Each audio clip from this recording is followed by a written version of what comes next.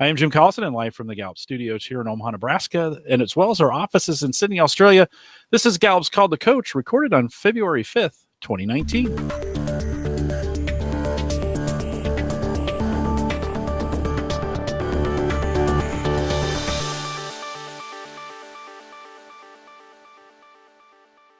Called the Coach is a resource for those who want to help others discover and use their strengths. We have Gallup experts and independent strengths coaches share our tactics, insights, and strategies to help coaches maximize the talent of individuals, teams, and organizations around the world. If you have questions during this live webcast, we do have a chat room that's available for you. A little bit different. We've moved away from Chatwing. We're now on a YouTube chat. It's actually embedded with the video. There's a link right there on the live page. Just click on that. It'll open a new video window. That chat room is either to the right or down below it. Jump in there, and there's a couple of you out there right now. Best way for us to take your questions. We'd love to have you in there. Don't forget to visit the Gallup Strength Center. Just GallupStrengthCenter.com for all your coaching resources and training needs. You can also catch this video in both downloadable audio for offline listening. We call that podcasting. All the cool kids are doing it. You might want to join us now. Any podcast player, iPhone or Android, available for you. Just go into the player and search Gallup Webcasts, and everything we do is available there. Love to have you listen on a regular basis. Claire DeCarteret is our host today. Claire is our regional director for Asia Pacific in our Gallup office there in Sydney, Australia. Claire, it's great to see you. We miss Anne, but welcome to Called the Coach. Thank you so much. It has been quite a while since I've done a Call to Coach, so I'm excited to be back. I don't think I'll be able to do it as much justice as Anne. She is a pro, but good to be here, and I'm really, really thrilled to welcome our host, our guest, April from Talent International. April, how are you feeling? Very well, thank you. Thank you very much for having me. Yeah, thank you for being here. Let me start by just introducing you, April, and then I'll introduce Talent International. And because there are so many wonderful awards and accolades that Talent International received in 2018, I am going to have to read this out, which is a good thing because it means the list is too long for me to remember. So, April, you're the head of People and Culture at Talent. Yeah, that's right.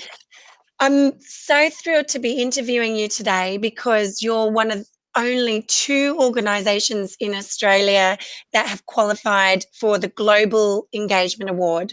So it seems pretty exciting to be talking to you as head of People and Culture about what you've actually done to transform the culture and get on this journey to being one of the most highly engaged workplaces in the world. And Talent International is a homegrown organisation. It's an Aussie organisation that's now gone global. Talent is a progressive and highly innovative global technology and digital recruitment specialist, supplying contract and permanent professionals across the globe. Talent commenced operations only in 1995 in Australia, and 23 years later, Talent is the largest privately owned recruitment company across APAC with 17 physical offices internationally. So I love the story of the Aussie company that grows and goes global. Very exciting. Offices in Melbourne, Sydney, Canberra, Brisbane, Perth, and Adelaide, all locally. Let me have a go at reading some of these awards because, as I said, there's plenty. Corporate Social Responsibility Award winner in 2018, Seek's Best Large Recruiter 2018, Australia. Seek's Recruitment Leader Award 2018 for Mark Nielsen, Talent's CEO. Seek's Best Medium Recruitment Award 2018, New Zealand. Mark, your CEO, Mark Nielsen, was awarded CEO of the Year in 2018. CEO of the Year 2018 overall winner and services industry, again, Mark Nielsen. So I'm going to ask you some questions about leadership. I think it's really important when you've got such an inspiring figurehead for your organisation. LinkedIn's most socially engaged agency in APAC in 2018, and HRD Magazine Gold Medal Employer of Choice in 2018. That is an impressive list. What would you say makes Talent such a unique and great organisation to work in? Well, I guess I have to start with we love prizes. Yes. We love awards, as you can see, and that's reflected obviously in the way we behave as well in the office. There's a lot of recognition. There's a lot of rewards going on. We have a conference annually where we get up and we celebrate everybody who has performed very well, and also everybody who has improved as well, and engaged teams, and yeah, we do like awards, as you can see from that list of things. But yeah, I've only been with the business for 18 months. And frankly, I love it, but also I do, you've mentioned Mark. I do find it quite easy because Mark, our CEO, actually gets it, and he really, really cares. And that combination that he has of extreme astute business acumen, along with really caring about the well-being of our employees, I believe is the winning formula. And I think the stats would obviously tell you the same. So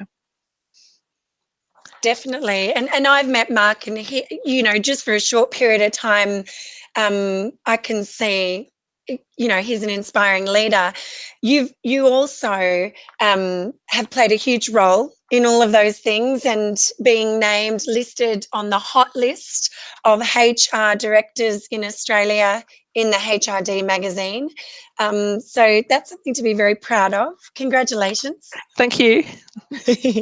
As head of people and culture, your overall responsibility is for the development and execution of the strategic people plan to improve not only engagement and workplace culture, but performance.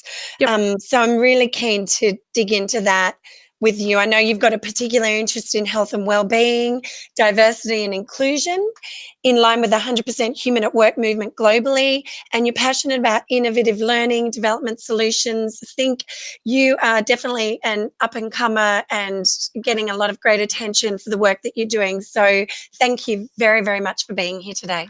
My pleasure. My pleasure. So I've got a ton of notes.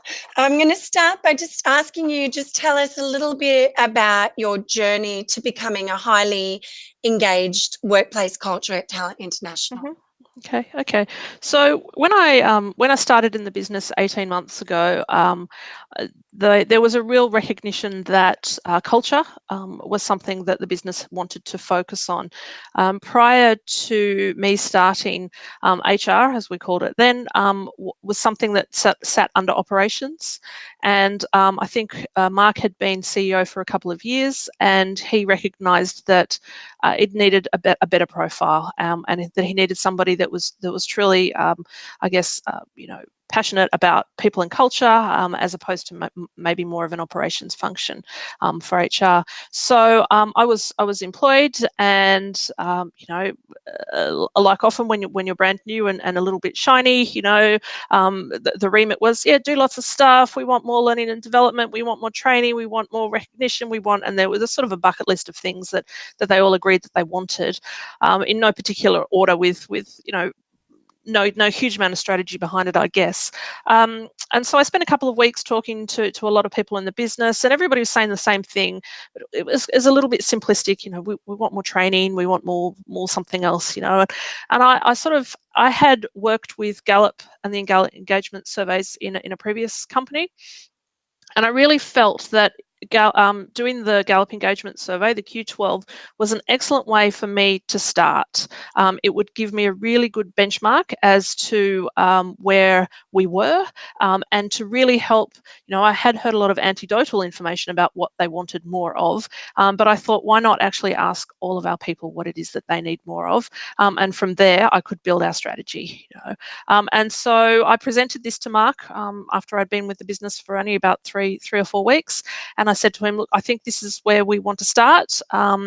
In the time that I had last run the survey to now, it had gone online, and it was a much simpler process. You have quite a beautiful portal that you can just go to and run it. And my background, I'm fairly technically literate, I guess, and that really spoke to me. And so I could just go in there, I could just add some additional questions, and we could run the survey. And it was very, very self-managed, which really suited me.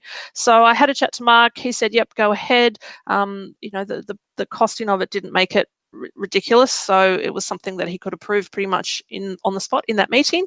And then I spent the next 6 weeks sort of putting out my plan as to how I was going to launch it. So it was very much a case of, hey guys, brand new, I need your help. I want to listen. I need to hear what it is that you have to say. And I'm trying to set a benchmark so we know where we're going from here. And I need information from you.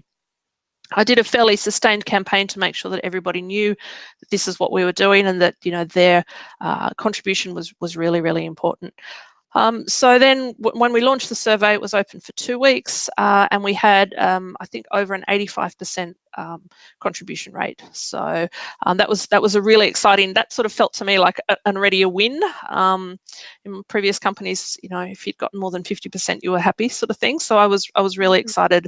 And that sort of gave me a sense that maybe people were quite engaged already, because you tend to be, I guess, less interested in doing a survey if you are genuinely not engaged in the first place, in my experience. So so we had that, we ran it, and it was Friday night, we closed it, and there I was on Friday night, with a glass of wine possibly, having a look at the results, and I was really excited about the results, and they were good. They were very good, very, very, very acceptable for our first year. On the Monday morning, I sat down with Mark and I said to him, hey, I looked at the heat map and I said, these are the results.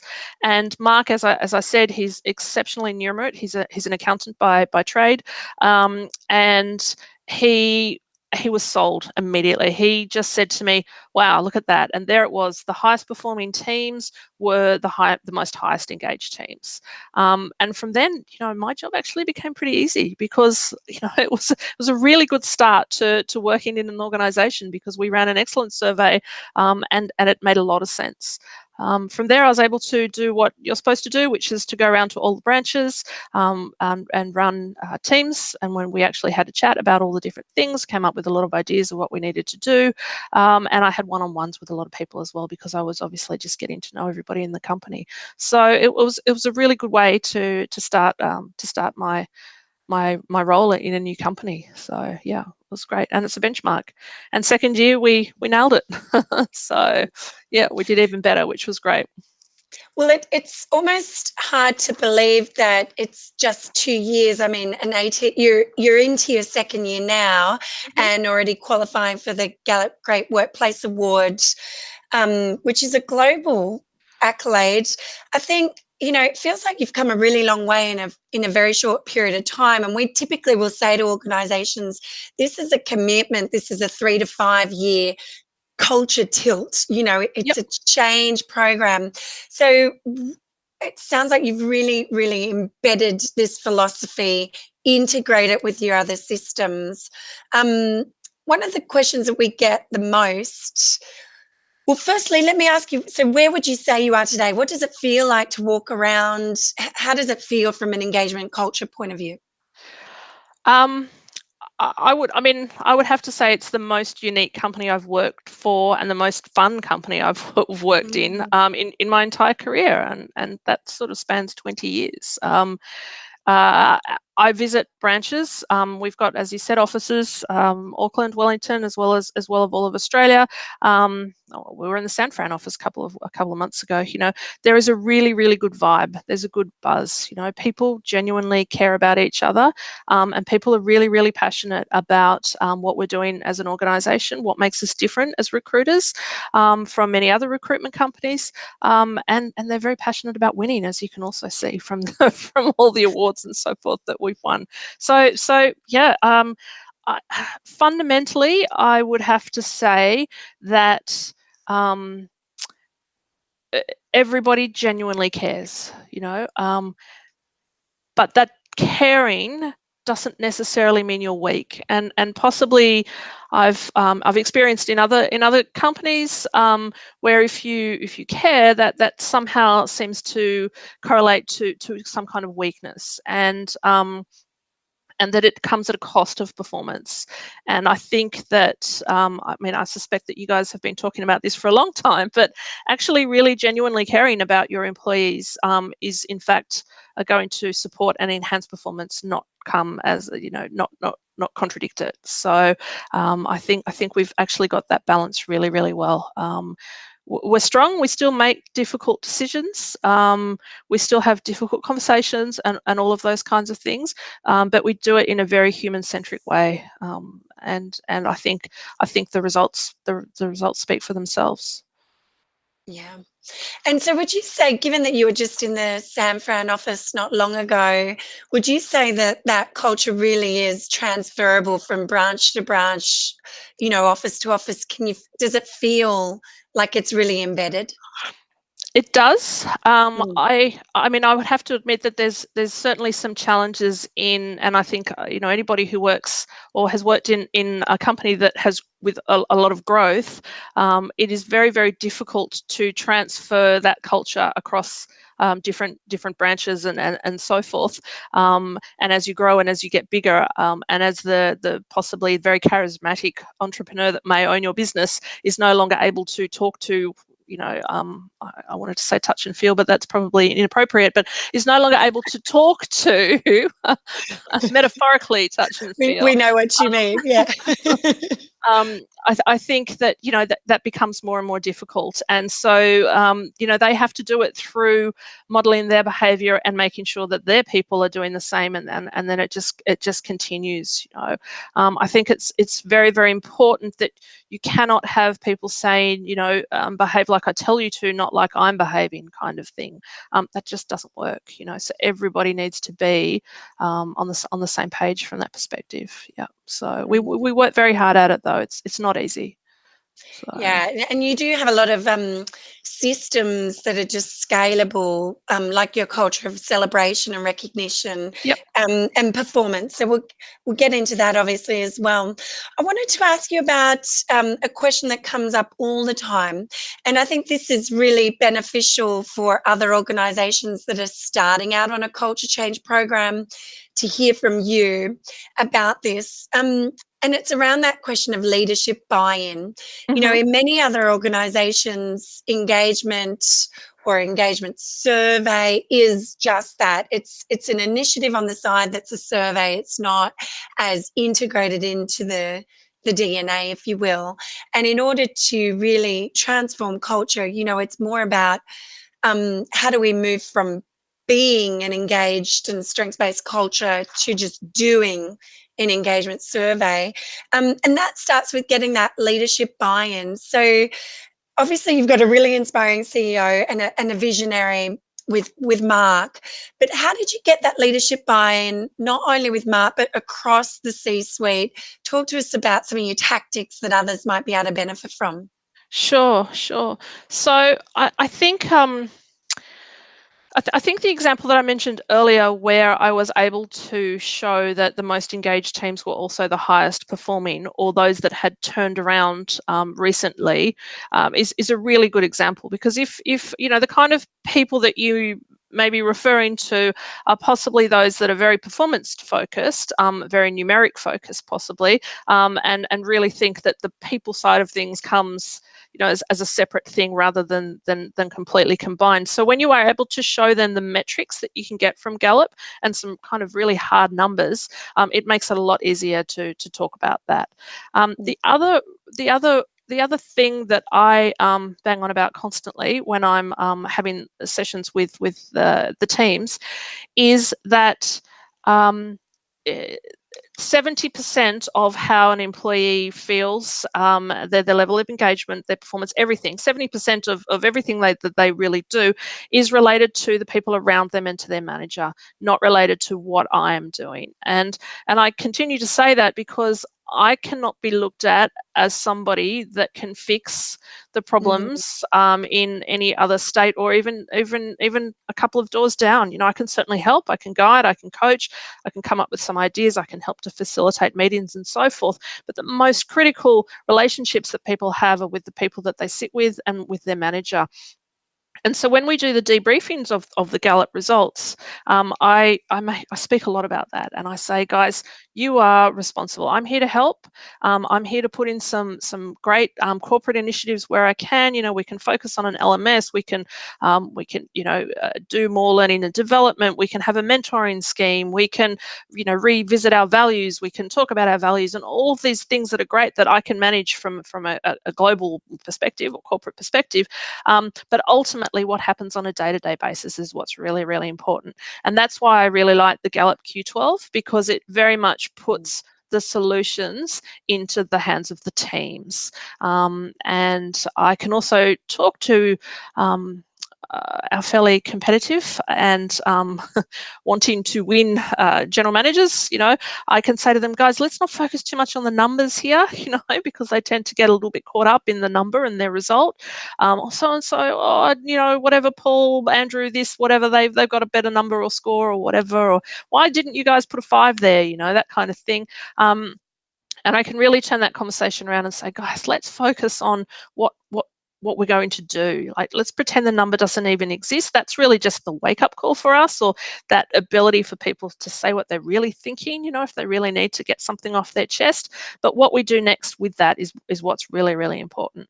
And so we try and have really, really open conversations about what we need to do and what would a 5 look like and how do we get there. And I use that one a lot because people are obviously quite good at talking about the problems, but let's focus on what the actual solution's going to look like, and then we find there's some really simple things that we can be doing that are going to improve things.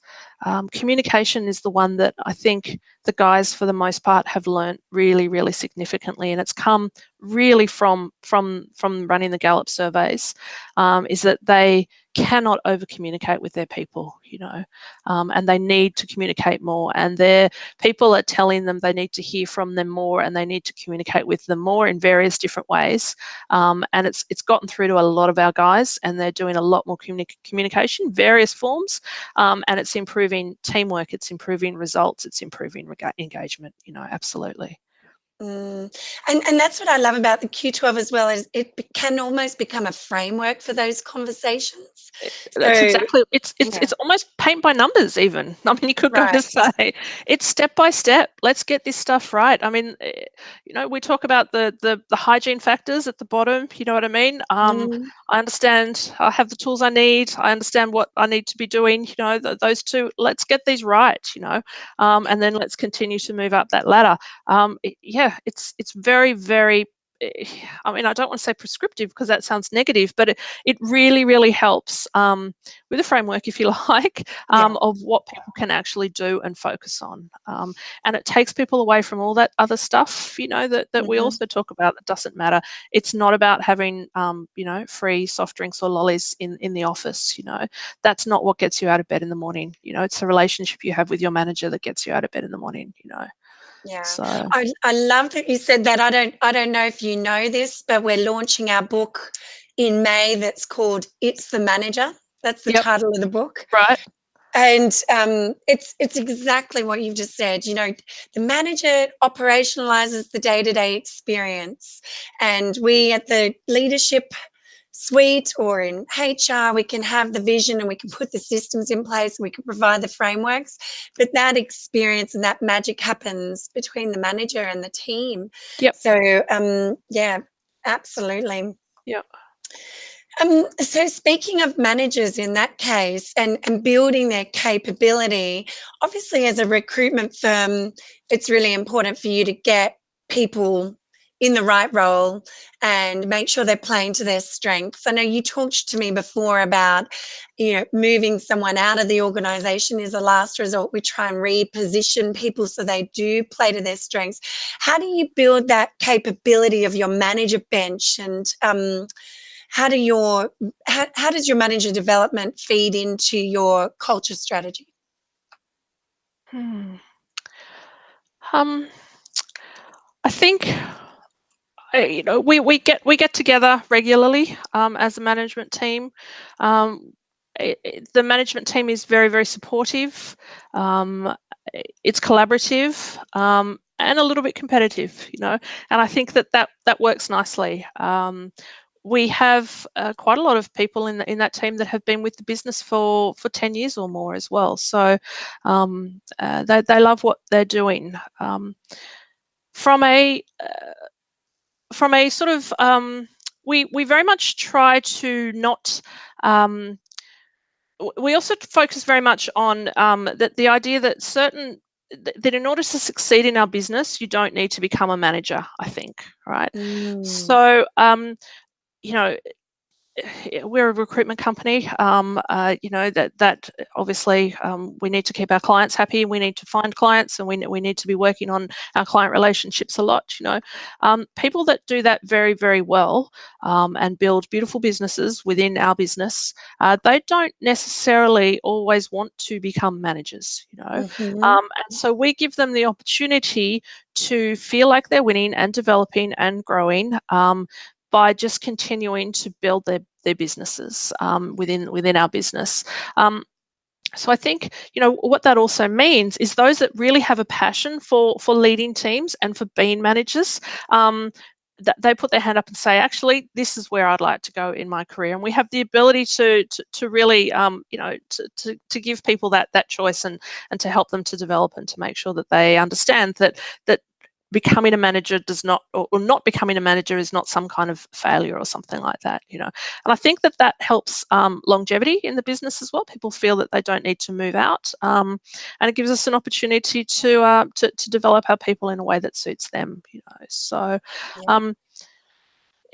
given that we are a recruitment company, and so our employees spend a lot of time talking to other HR companies, to other leaders and managers and so forth, as they're trying to help them find the appropriate resources that they need. I think that it's important that we look like we know what we're doing, and that we are not sort of doing that thing where we're saying, hey, this is what I'm suggesting that you do, but of course we haven't done any of that. You know what I mean? And unfortunately, the recruitment industry, I think, is a little bit like that. I mean, there's a lot of the industry has maybe a 35% turnover in some cases, and that's, it's very, very high. It's not good for the clients. I was a consumer of recruiters for quite some time, obviously. It's not good for clients, and it's also not good for the business as well. But how can you say then, as a recruiter, hey, this is what you guys need to do, and you need to concentrate on your employee value proposition, and you need to concentrate on, making long-term decisions and all of these kinds of things, if internally as a company you're not doing that. So I think we need to get that balance right, and I think we do. Definitely. Practice what you preach, isn't it? I think Absolutely. that is so important. But I love that you've got that architecture in the organisation where you can develop and grow and stay for a really long time and be really successful without becoming a people leader. Yes.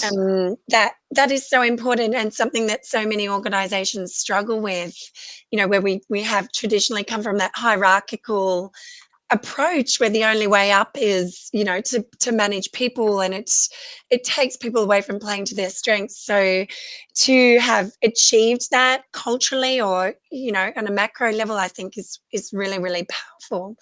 I'd love to talk to you about performance, because I love that in your own job description, culture, engagement, and performance are all integrated, and it's not seen as something separate. You told me a great example of something that happened in one of your Perth offices, which I'd love you to share with the wider group, because I think it's great for others to hear this. But how do you integrate the language and the narrative of engagement and culture into performance conversations? And then how do you link all of that to, are we really performing? Okay. So I think the short answer to what you've just sort of mentioned is values. Okay, and then I'll talk a bit about our Western Australian example in a minute. But I think how you link performance and culture is very much in values, and values. We all know culture is the way things are done around here and so forth, and values is really if set up correctly, it really sets the scene for what is the correct and what is the not correct behavior. And there's obviously a lot of people out there that can speak to this possibly a lot more eloquently than I can, but I really believe that if you have your values right and if they resonate with your employees and you actually manage people or communicate with people in a way that is true to those values, that only good things can come out of that. And I guess my example for that very much is when it's not going right. So if you have a very high performing salesperson, for example, and your values talk about things like collaboration and teamwork and so forth, which many organizations obviously do, then I think and this high performing salesperson, for example, is very, very terrible at leadership and teamwork and collaboration or whatever, but they're bringing in millions of dollars a year or whatever it is. In my experience, those people are left alone, and it's very much like, don't touch so and so. We just let them get away with it. Yes, of course, that behavior is not okay, but in this case, it kind of is because they're bringing in a lot of money, And I think it takes a lot of strength and a lot of long-term thinking to be able to sort of say, look, this person is not the right person for our organization, Ideally, you want to be able to help them to shape their behavior and change their behavior so that they can grow and develop and behave in the way that you believe is appropriate. And if that can't happen, then there needs to be some harder or more serious conversations that are had with these people. And I think to have the strength and the conviction to do that is difficult when there's a lot of money involved. But I think ultimately it leads to better performance overall.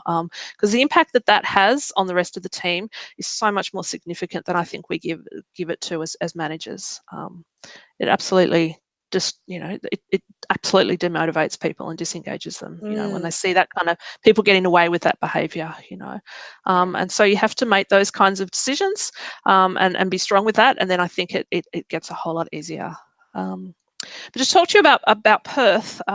So Perth is where our business was founded 23 years ago. And we've actually got a couple of people that were there from almost from the very early days. And certainly we've got quite a few people that have been in the business for more than 12 years in our Perth office. So Perth, we jokingly talk about Perth being the branch that sort of provided a lot of the momentum for us to be able to expand into a lot of different countries and cities as well, of course. And so for many years, Perth was the branch that everybody looked up to. It was the branch that was absolutely overperforming in every way and a great buzz and so forth.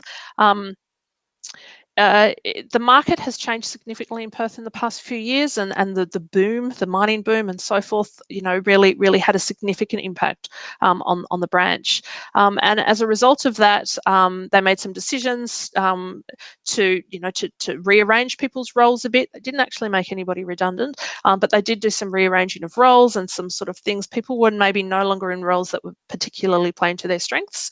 And from a commissions perspective, people were earning a lot less money than they had.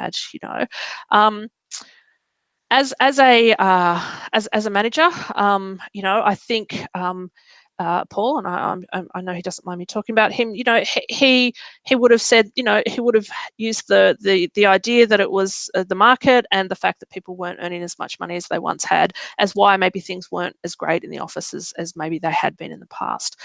We ran the survey, and he was genuinely really, really quite devastated by the results. They weren't bad from a global scale, maybe from a Gallup perspective, but they certainly weren't good enough for us as a business. That's certainly, we aim for much higher than that. And I went over there and we talked, and we talked. I talked to the team and talked to Paul and talked to the guys individually. And we made some changes. I made some changes with Paul. We talked about some things, and then Paul went on and did some other things as well. And he has been working on it for the past 12 months. He has been solidly working on communication. They now have, I think they call it Whinging Wednesdays. So they all get together and they're allowed to talk about, this client has frustrated me, or, I spoke to this candidate and they cancelled me, 15 times or whatever it might be. And, people can talk about something you can change, it's something you can't, or I've got a solution for you or whatever. So they're sharing a bit of that frustration that everybody gets, obviously, in their roles. And then they have, I think, thankful Thursdays, I call it. And they sit together and they actually talk about, hey, thanks, and so forth. And Paul, tells a lovely story about how that actually that really evolved. So at the beginning, it was simply an account manager saying to a candidate manager, "Oh, thanks for filling that role," or "Thanks for sending that email off," or whatever it was. And the thanks that they were giving each other were just a little bit simplistic, and possibly just a little bit, yeah, you're asking me to do this and I'll do it. And Paul said, he just stuck at it, and over time it evolved, and it evolved into an absolutely collaborative, group of people that were genuinely appreciating each other for what they were doing. So the communication between them all just improved without, just completely. Paul also was able to then rechange some roles again to make sure that it was playing to people's strengths, so that they were working in doing things that they love to do and are good at doing, and so forth. So they did a lot of work, primarily in communication, and I was able to have a chat to Paul and say, it's not about the dollars. That's not what's disengaging them. Sure, it's a part of it, of course, but let's not focus on that one. Let's focus on the Q12 and all the different things that we can do there. And they are 40% above from a gross margin perspective than they were last year. And they are kind of on the top of our list now from an engaged perspective. So I think they had a 0.8 increase overall, which brought them sort of, they had a bunch of little reds to a lot of dark greens now. So it was really, really significant. It was slow and it was steady, and Paul worked on it really. He really worked on it, and it made a really big difference. So they've turned around, and when I got the results a couple of months ago, I rang him up and said, "Tell me how does your office feel now? How does it feel compared to how it felt 12 months ago?" And at first he was like, "Well, this is a strange question, And I said, "No, tell me." And he goes, "Well, actually, it feels great. Why?" And I went, "No, that's what I was expecting to hear." So a real new lease on life for our oldest branch, which is really, really good. And it wouldn't have happened if we hadn't done the survey. Yeah. So what a cool story. And I think, to have made that improvement, 0.8, and a 40% improvement in gross margin from time one to time two, just almost builds the case for engagement, builds Absolutely. a case for it, points us in the right direction, gives you a nice little story to be able to share with other teams that are struggling. But that's really cool. Yeah. Really cool story. Yeah. There's so many little sound bites or nuggets that you're saying, April, that I'm furiously scribbling away on little post-it notes. I'm just going to take a moment to reflect some of these back. April's top tips for other brand new HRDs: get your baseline as soon as you get in, be able to show some of the hard numbers.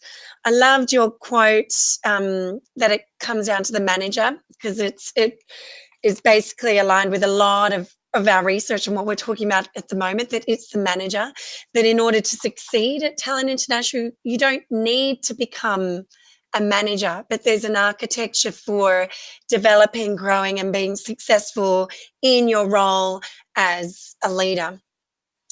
I love what you said, that values is essentially linking performance and culture together, and it's the way we do things around here, and that people need to resonate with them. That big emphasis on communication and helping managers communicate more and more, even overly communicate. I think Q12 is a great framework for meaningful conversations and just even to guide those conversations. So I'm hearing a lot of that from you, and also playing to your strengths. You keep saying that, playing to your strengths, getting people in the right role where they have the opportunity to play to their strengths. Any other hot tips, April's hot tips that I might have left off Well, just then? that's a pretty good list. I think probably the only one that we haven't talked about yet that is that's something that I think we do, and we kind of touched on it earlier, is really about celebrating success and recognition as well.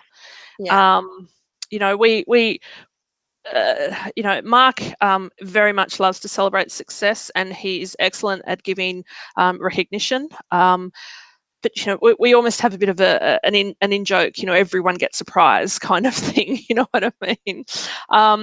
But I think it adds to the vibe. It adds to the sense of healthy competition, which obviously, we're talking about sales guys here. They thrive on that kind of stuff. I understand that that's not how all people are motivated, and that's not necessarily what all people are looking for. But we do it quite well, and I think we're not afraid to thank people. We put in a beautiful online system that's a plug-in to our Outlook, so that if you get an email from somebody, you can just literally click it on and you can send them a thanks. We hashtag our values with that as well. So just a really nice way for everybody to sort of see that other people are being recognised as well. It gives me a real buzz to read the whole feed. You know what I mean? Oh, so much love. But it's a good thing. So we focused on that. And we do have awards, and we celebrate, and we have an annual conference, which is a huge amount of fun. But I think that a lot of that it's really about let's catch people also doing what they do well, and let's make sure that they know that that's what they're doing well.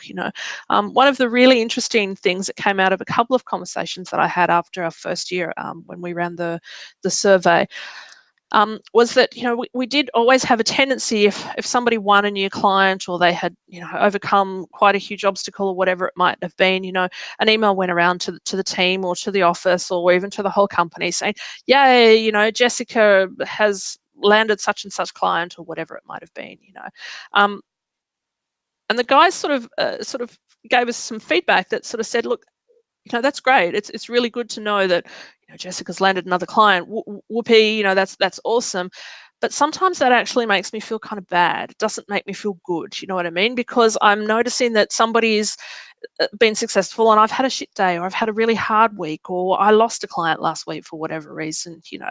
And so they said, so whilst we want to hear about these success stories, what we actually really need you to focus on is how they got there. And when they said that to me, and it was like, well, of course it is. Of course, it's so obvious, but we weren't doing it as well as we could have been. So now, instead of talking about, hey, Jessica's won such and such client, we'll talk about that it's taken her 6 months, and that it involved 20 meetings, and that she almost gave up at one point, you know what I mean? And so that people can look at that and go, oh, well, that's okay. I'm only up to meeting 8 with my guys. I can still get there, you know what I mean? Because sometimes when you are working in a very high-performing team and there's a bunch of high performers around you, it looks like it's so easy, They just seem to be making it really, really easy. But it's not. They're actually working really, really hard at it, And so our people needed more stories about how hard they're working to get there, not just, that they were winning all the time. And so, it's got so many benefits that, So it's if you just talking HR for a minute, it's recognizing specifically what people have done. You know what I mean? It's showing other people how to be successful, and that this takes a whole lot of work. And it's reminding us that there's no silver bullets to any of this. You know what I mean? It's all very incremental, and it's just something that you need to keep working on. So that was just.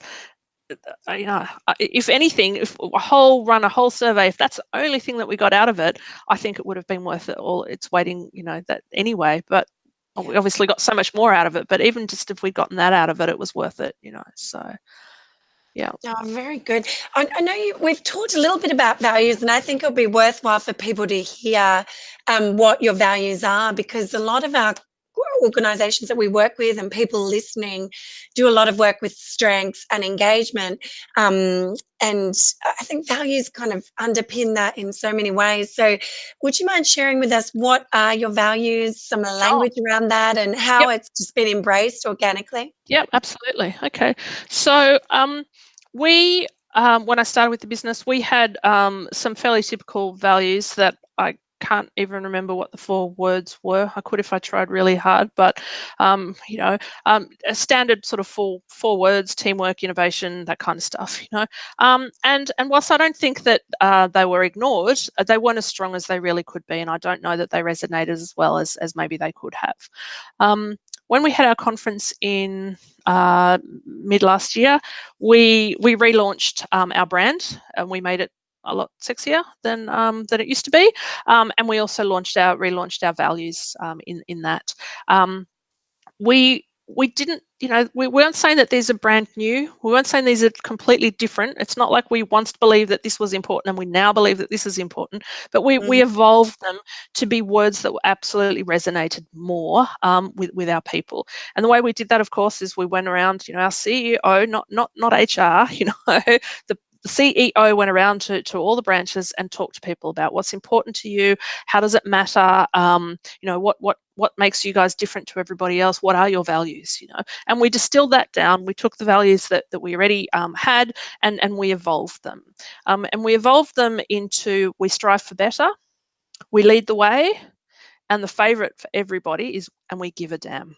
Okay, nice. It's a little bit naughty. I don't know how the Americans feel about that. It absolutely resonates with the Australians. We are a little bit naughty in Australia, and it really it just works.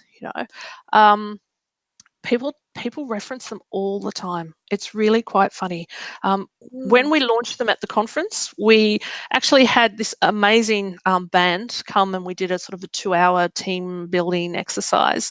And we were divided into groups, and we all had to go away and we had to write a song, which was 5 lines. It had to rhyme and it had to reference our values, And they came back and they wrote those on the whiteboard, and then one person from each team got up and perform. Once again, salespeople, they loved that. I understand that not all organisations would have people that want to get up on stage and perform, but these guys absolutely loved it. And so they got up on stage, and the band read those words, and they chose a song. They chose a style of music, so country and western, hip hop, blues, jazz, classical, sitar. We had, one of our guys from India was there, and he said, "Oh, India," and he suddenly, played his guitar like a sitar, and they actually sang a Irish jig. We did as well. They actually sang the song about our values. When we launched the values, we also launched, I guess, some branding, as I said, and one of them was a ///. And so that we kind of, instead of a dot point, we use // kind of works like a hashtag. It sort of looks a little bit like a hashtag, And the guys that come up with this song, the slash goes forward and not back, right? And they did this little Irish jig, People are still singing it now, months and months later. It's almost become our company little song, And it's just amazing to see that level. And it is engagement. It's love. It's enjoyment. And it's a bit of fun as well, But we're still singing the slash goes forward and not back, in an Irish accent, theoretically.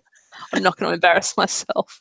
Do you know, there's a lot of Strengths fans that are probably listening in that are thinking, oh, this is a good team building activity or a good way for teams to embrace their collective team strengths or their top 10. Yep. I love it. Really nice. And, there's something so powerful about retaining something when it's put to music. So, that's right. Yeah. Not to mention the fun factor. No, that's right. But people are hashtagging those values everywhere we go. I mean, in the feedback that we give, we always hashtag the values, and generally in all sorts of conversations. The other thing that resonates very, very much with the founder of our business, who's still the chairman of our business, Richard Earl, is sorry, I just lost my train of thought. So is the concept of breaking from the pack. Okay.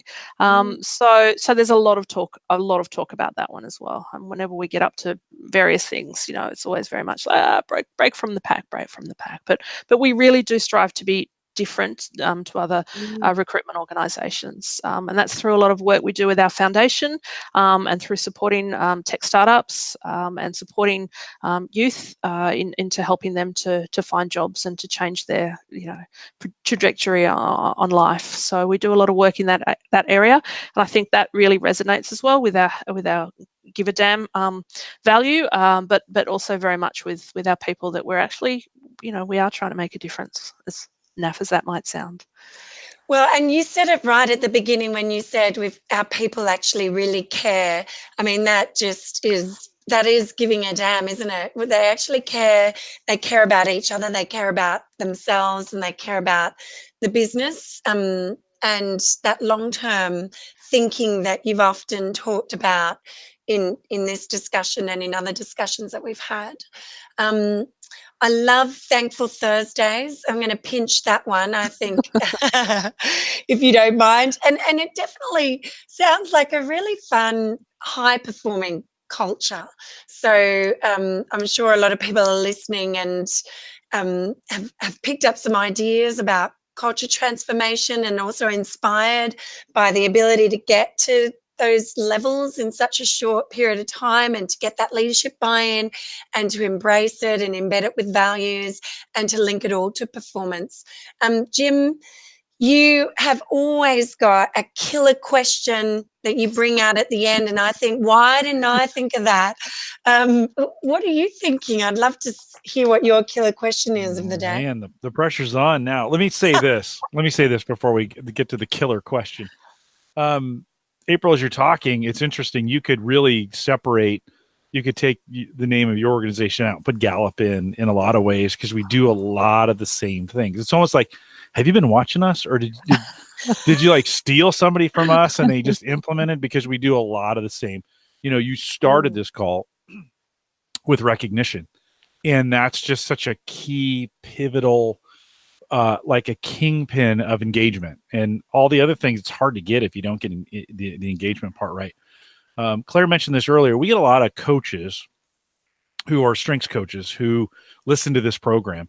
And if they were going to work with an organization and you were going to give them some advice about going into an organization and helping them get that organization rolling with engagement and what that means, they've got the strengths bit. But what about the engagement piece? What would you tell them? You're new. I mean, in the last couple of years, you just did this. What kind of advice would you give them? Was that a killer question, Claire? Was that pretty good? She had to think about that. Question. I think nailed it. I think the answer is, it may be the most challenging way to go about it, but you have to have the senior leadership buy-in before you've got any chance of making it work. You can have some highly engaged teams pocketed throughout the organisation, because there's always going to be some good managers in a fairly disengaged company overall in some situations. But unless you have the senior management team actually believing that this is going to make sustainable and significant results, performance sort of based results, and that it does really matter, I don't think you've got any chance of making it work. And I feel very lucky, because I think that the amount of work I needed to do to get to that point was pretty minimal, because I was brought in to focus on culture and to make us awesome, not just to get us out of hot water or to keep us compliant. I was brought in to make us awesome. We're great, we want to be awesome, sort of thing. And so I had a really good platform to begin with. If you believe that people and culture, or that HR is about making us compliant or keeping us out of trouble, then you've got a really long road ahead. Having said that, and we talked about this at the beginning, I think that this is the Q12 is just a perfect way to start, though, right? Because it gives you a benchmark, and it gives you some really, really tangible steps that you can do to get there. And it gives you that really beautiful sort of numeric sort of ROI type stuff that the actual senior team are most likely to respond to. But you've got to get through to them that it's actually really important to get right. And then once you've got that, then you just have to do the hard work and get it right. But if they don't believe it, it's going to be a very, very long, hard road. Yeah, no doubt in my mind, there's a reason you guys are competing for the Great Workplace Award here with Gallup. As you talk about that, strengths sometimes alone can just get really squishy without the engagement numbers behind it. And then you guys have tied performance metrics. We talked a little bit about performance management.